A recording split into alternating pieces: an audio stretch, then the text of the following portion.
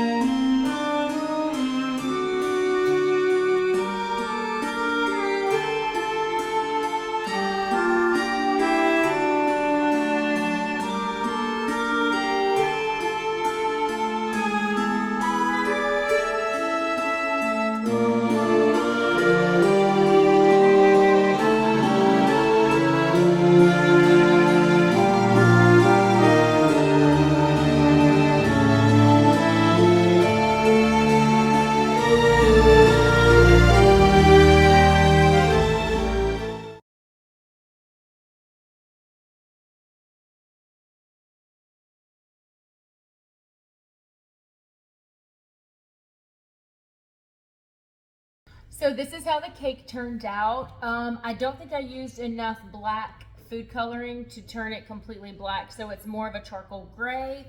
And the bottom was supposed to be purple, and it definitely looks more blue, but I think it's okay. It kind of reminds me of, what's that guy's name that had this green, Frankenstein.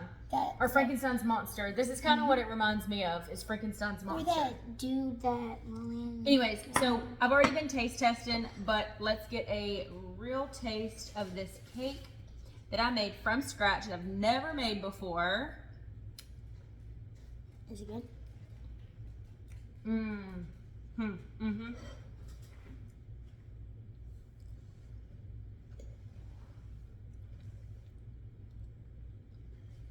Is that good? Uh-huh.